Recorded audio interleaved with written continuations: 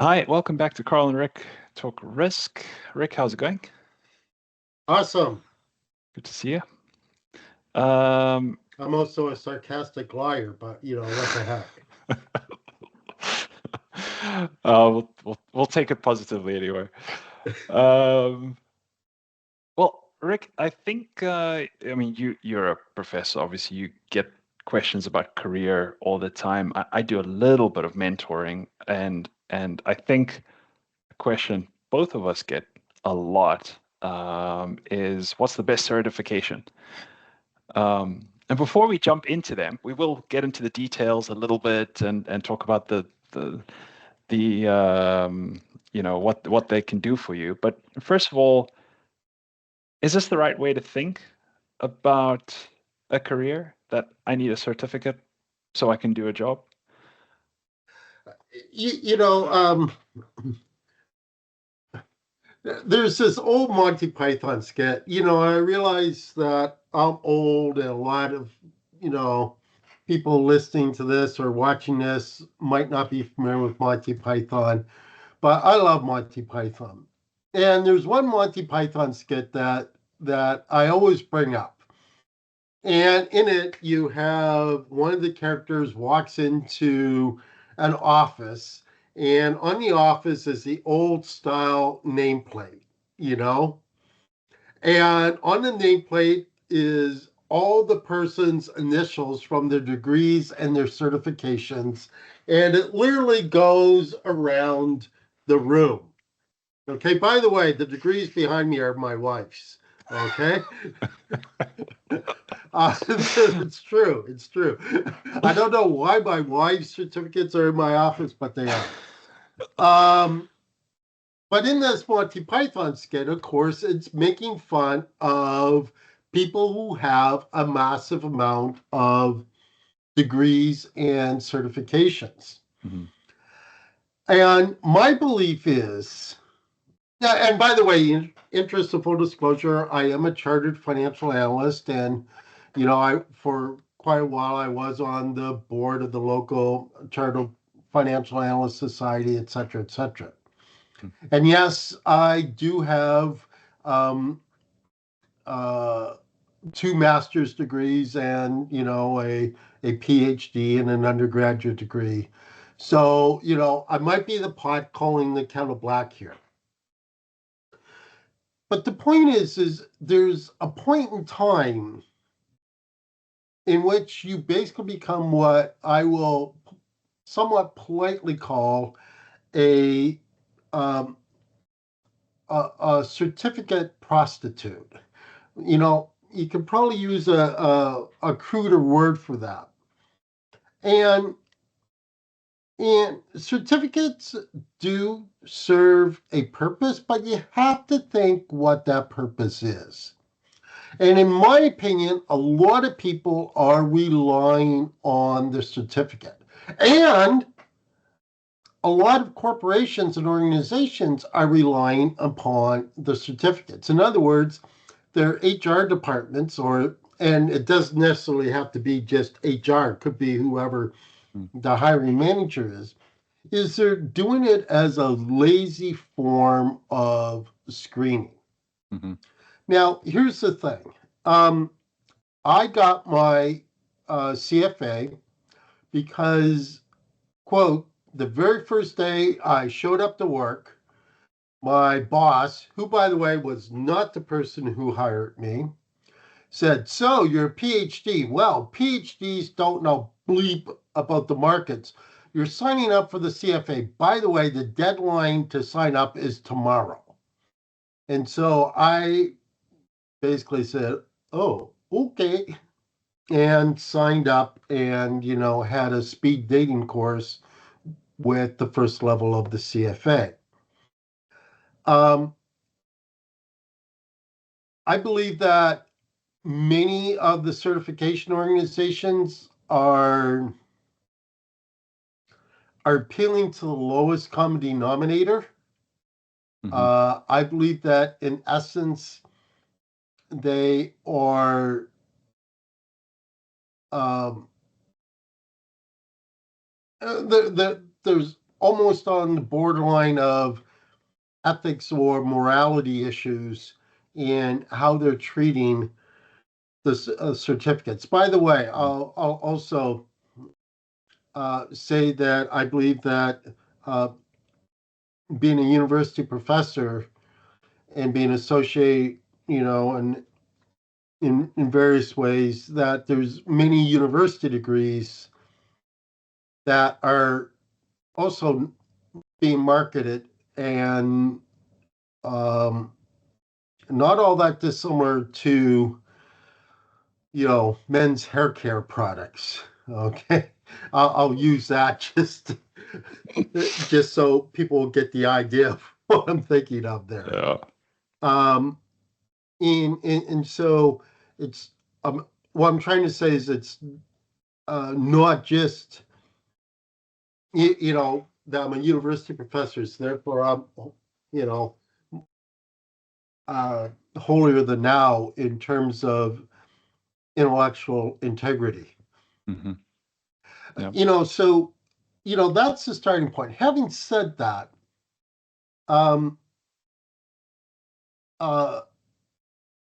the top certificates do add value in the right context.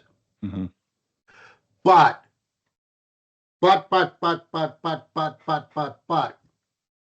they are not a substitute for experience.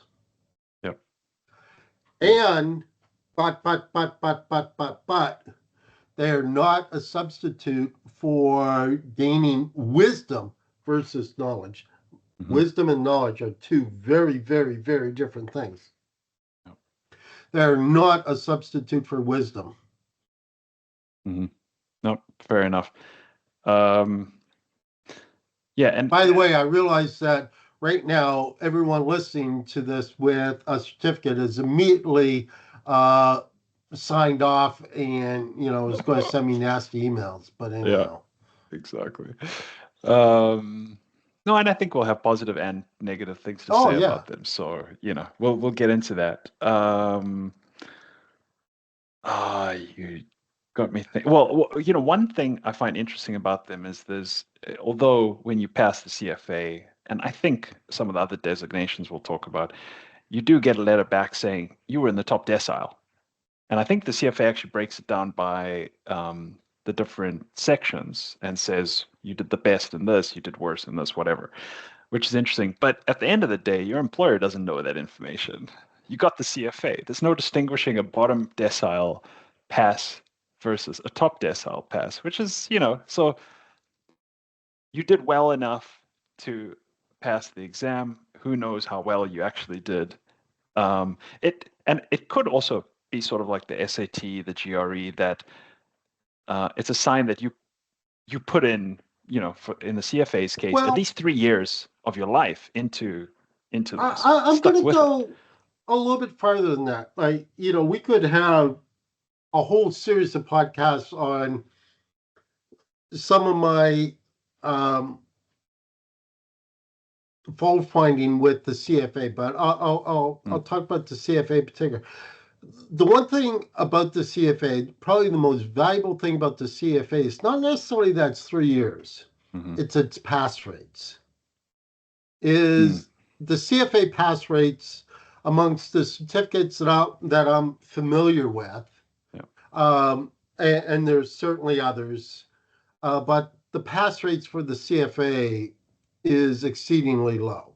Yep. Now, part of that is because people just fall off because of the 3-year commitment. A large part of it, I think, is because there's such a huge industry around cram courses for the CFA that the people take the cram courses and think that they're prepped for the CFA, and they're not. Yeah. And so therefore you get a whole bunch of people who think they're prepared who aren't, which again crashes the pass rate. But the number one thing about this that the CFA has going for it is that the pass rates are so low. Mm-hmm. And being Canadian, in Canada, we have one of largest proportions of CFAs in the world, per capita or per finance professional per capita. And part of the reason for that, and we're much, much larger number of CFAs, or at least according to the latest numbers I saw, than the US does. And it's been explained to me this way, because in Canada, we don't really have the tiered education system. Going to the worst Canadian school is almost as good as going to one of the best Canadian schools. Okay. Whereas, of course, particularly in the US, the difference between the best schools and the worst schools is huge, Right. And so in Canada, to distinguish yourself, it's really hard to distinguish yourself by saying I went to this school versus that school. So the CFA is one of those dividing things where everyone knows that the pass rate for any typical level is around 35%. In other words, 35% of the people will pass. And don't quote me exactly on the 35. Obviously varies year to year, but it's always roughly around there for each of the 3 years. And so that kind of helps lower or distinguish yourself when it's very hard to distinguish yourself by saying I went to XYZ school versus ABC school or vice versa. And so that, I think, is one of the very strong points of the CFA. Having said that, because it has become ubiquitous, but it's kind of become ubiquitous. And so, ironically, I see students and professionals trying to search for something that's got even lower pass rate so that they can say, well, I did, why do that when, this will show me that I've truly reached the summit. Yeah. Yeah. No, okay. Okay. We are a risk manager podcast. After all, we should probably mention the top 2 certificates for risk managers specifically, and we'll put CFA in the mix as well. I mean, those are really the FRM from GARP, so the financial risk manager designation, and the PRM from Premier. And disclaimer, I have the PRM and I'm a pretty active member of Premier, as you can tell if you listen to these podcasts. So there may be some bias on my part. So the PRM is the professional risk. For the record, just real quick, I do not have either certification. Ironically, I was around in the very early stages of when both of them were being formed. For a variety of reasons, I do not have them, in part because of how I started off, saying I believe at this stage of my career it would be kind of a signal that I really had some self-esteem issues if I went and got the certificate now. Yeah. Well, actually, that's a perfect segue to my next question, because I think of the PRM and the FRM as something you do very early in your career, even during your graduate studies, so that you have something, like you said about the CFA, to separate you from other candidates, to sort of, get you in the door for an interview. And can you talk a little bit about that? When's the best time to get a certificate? But also, I mean, I think of the CFA as something you can do a little bit later, and something that you would do if you're interested in the front office. You're not sure you're going to stick in risk, because you started in the front office, Rick. So I understand why you would do the CFA, or would be pushed to do the CFA. Yeah. But talk a little bit about that. When would you do these certificates? Well, first off, just to put a little bit of historical perspective on it and how they've shifted. And I'll speak here for the CFA and then come back. I really like your question. I want to get to it, but I want to give you a little bit of historical perspective. Historically, with the CFA, so when I did the CFA, you actually needed, I believe, a minimum of 3 years of work experience. You needed an undergraduate degree and 3 years of work experience before you could get the degree. Now, having said that, once you got your undergraduate degree, you could start the CFA, and then by the time you did the 3 yearly exams, you would have the necessary work experience. Now you can start it as early, I believe, as your third year of undergraduate. Okay. And you can actually double up and do 2 exams in a year. And so that greatly compacts when you get the degree and the certification. Yeah. And the amount of experience that you have when you get it. In an ideal world, I believe that getting a certificate is like getting your graduate degree. And again, here I'm going to have lots of people getting angry at me, and particularly our own program, which is our own graduate business program, is geared. We actually have 2 graduate business programs, one geared for mid-career stream and one geared for people straight out of undergrad. But this program geared for people straight out of undergrad is geared for people who have a degree in physics or arts or biology or literature or whatever, not an undergraduate business degree. Going back, when I believe the best time to get your certificate is when you have 2, 3, or 4 years of work experience under your belt. Because just like a traditional B school program, although again, this has changed because of what I mentioned earlier, the good business schools all require, the good graduate programs, professional programs, all require a minimum of 3 to 4 years work experience. Now, again, having said that, a lot of them, you're a camp counselor when you're 12 years old. Okay, we'll count that as work experience. The reason why I believe that work experience is important is because that allows you to appreciate and understand at a different level the material that you are picking up as part of your certificate. Also, of course, it makes it much easier because a lot of the stuff you will already know. The stuff you don't know, you will appreciate much more, be able to put to use and experience. But also your motivation for doing it will be much purer than, gee, I just hope I pass the robot screening of my resume. Yeah. I can imagine students with work experience being better able to contribute to team projects, and I mean, a lot of that stuff is very hands-on. I want to interrupt you. Everyone says that, oh yeah, you'll be able to contribute to team project. For example, I used to teach financial derivatives. Okay. And I taught the MBA and the undergraduate course was the exact same course, exact same exam, everything.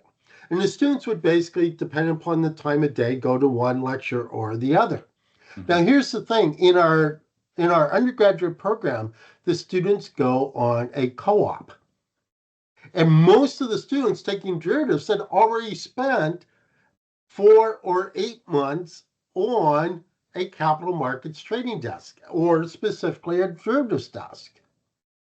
And so when I talk about the importance of volatility, the graduate students who have not been on a derivatives trading desk, they say volatility is important and write it down. The undergraduate students who've been on a trading desk, they're all of a sudden, their eyes are about this big because they know the importance of volatility. And although they're hearing the exact same words, they interpret it differently and they get a totally different set of understandings, plural on the understandings from it, than the graduate students do. And that's why I believe that the ideal time for getting your certificate is after you have some of that experience so you can have that appreciation. Now, having said that, that doesn't help you with your initial job search. Having said that, most people are going to change jobs 5 or 6 times in their life anyway.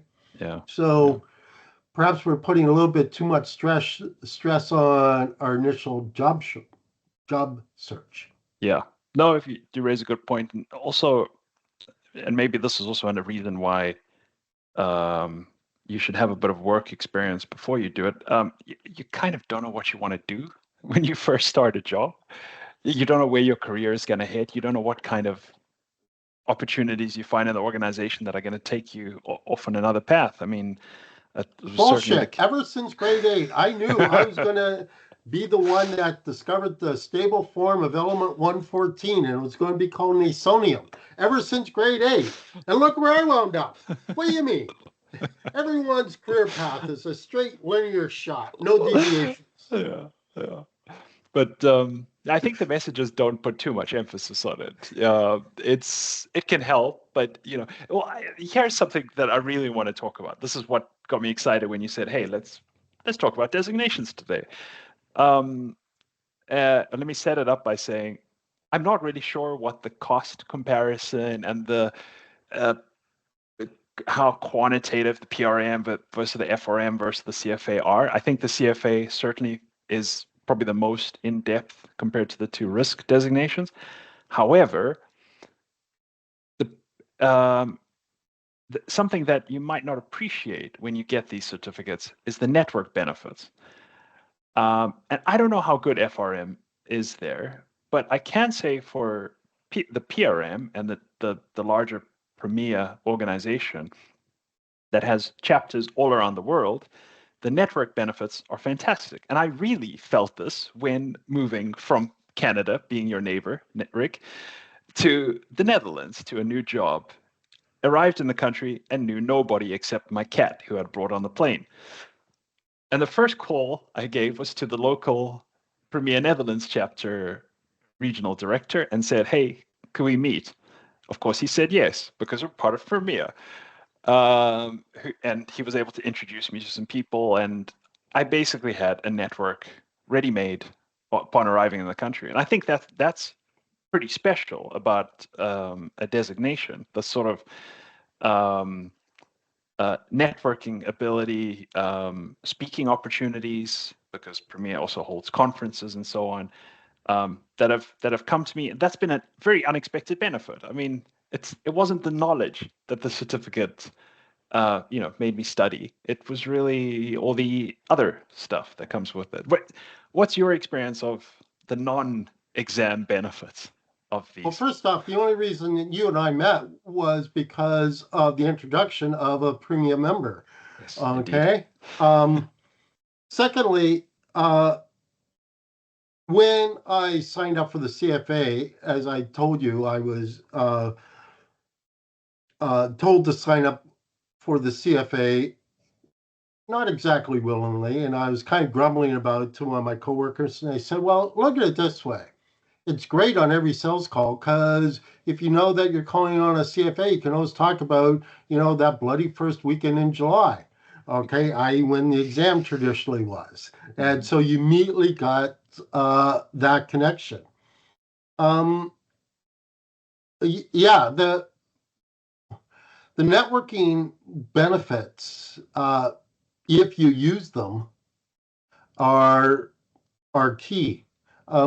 The issue is not a lot of people use it. They are sadly, and I would say cynically, although they wouldn't consider it this way, they're just using it as a line on a resume, or to have 3 extra letters behind their name. Yeah.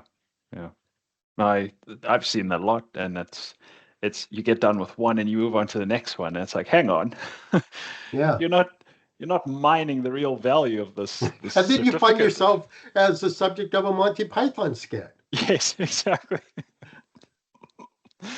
Yeah. But yeah, that and I try to emphasize that to students, and I get it. They want stuff they can show to a potential job. They want to get hired. I get their goals, but I mean, they're coming to us for advice, and we should, zoom out a little bit for them and explain. Well, have you considered all these other things? It's not just about the knowledge that you can gain from an exam, but there's a lot of other aspects to it. There's one other thing I want to bring up, and I'll have to plead ignorance about the FRM and PRM. But originally, the CFA had a huge written component to it. Right. Okay.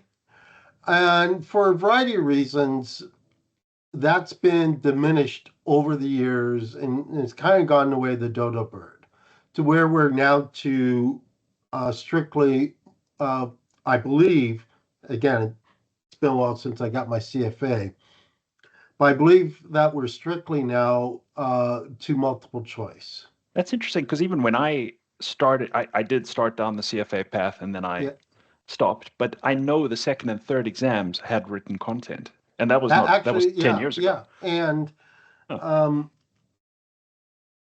uh, and for me that's sad because that means that first off, I've written extensively about this before and commented on this extensively before. Multiple choice assessment is the lowest form of assessment that there is. Mm-hmm. Okay, if you look up the history of multiple choice uh, exams, it was basically mass market to determine whether or not someone, it would be morally reprehensible to send someone off to war because they weren't competent to go to war. Uh, that was, the level that's designed for. And so I think that we, you know, have to be a little bit skeptical of it. And then on the flip side of it, there are those people who get a certificate, whatever the certificate, and they think that everyone who doesn't have the certificate is a complete unmitigated idiot or moron or, empty brained, which Mm-hmm. again is just the worst form of elitism I can think of. That's a phase. Yeah. No, I know what you mean. Yeah. Yeah. So yeah, 10, it depends pick a time in your career, 10, 20 Now, years. Yeah. we got I got to talk about some of the positives. First off, even if you have a degree in risk or finance or whatever, Mm-hmm. the certificates are a great way to A, solidify your knowledge. B, they're a great way to make sure that you do not have any glaring gaps. Mm-hmm. Third, they're a great way of illustrating to yourself the areas that might need polish. Right. And fourth, they're a great confidence booster. Now, Yeah. having said that, very few very few certificates require that you do for example, 5-year recheck, which I think is what we all really need. Yeah. Yeah. Yeah. The continuing education part, right? They all have continuing education things, but again, they're not assessed. I see. I see. Yep. Yep. Yep. Um, yeah, I don't know about CFA. I think it takes it very seriously. You really need to maintain your charter. And I know the PRM has started requiring continuing ed, and it's normally in the form of webinars.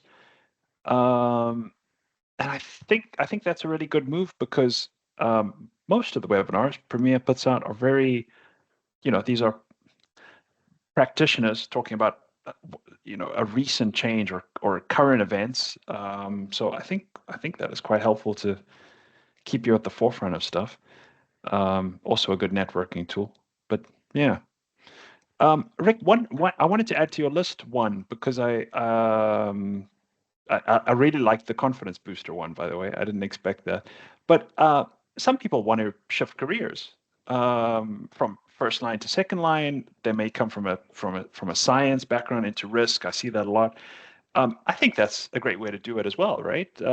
As you need to catch up very quickly on a whole new field, and a certificate is a really condensed way to do that.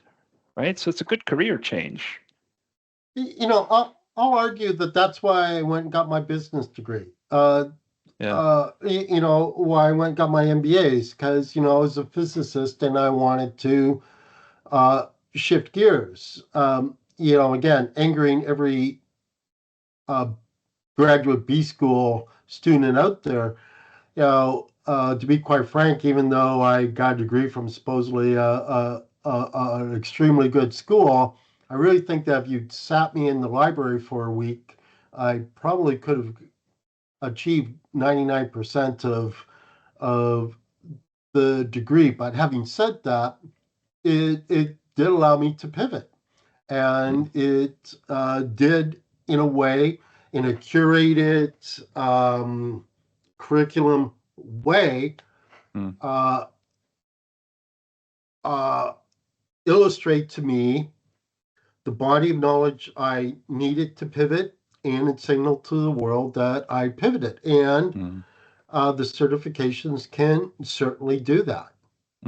And again, another reason to delay putting them off, in my mind, is that ability to pivot. If you do it right away, your optionality is gone, and we all know that that a live option is more valuable than an exercised option. With the exception of, you know, high dividend paying stocks on puts, you know, yada yada yada. You know, for all those, you know, quant nerds out there. Yeah, I do know there's exceptions to that.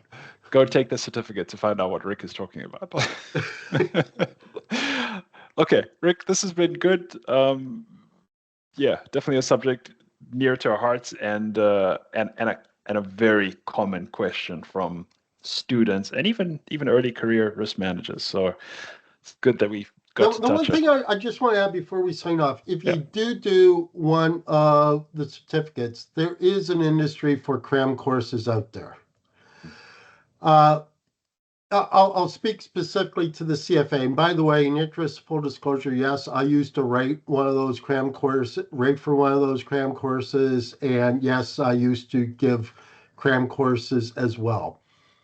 But I want to say this. I know a lot of people have done the cram courses and passed. I know a lot of people have done the cram courses or the review books, etc., and failed. I know a lot of people who have actually read the CFA material and passed. I know of no one who's actually read the CFA material and failed. And here's the thing: if you actually read the original materials, those are going to be the resources that you're going to go back to again and again throughout your career. You're never going to go to the cram course materials. I just want to say that. Okay. Yeah. Good to know. Perfect. Thanks, Have Rick. fun, everyone. Have a good week. Cheers, everybody.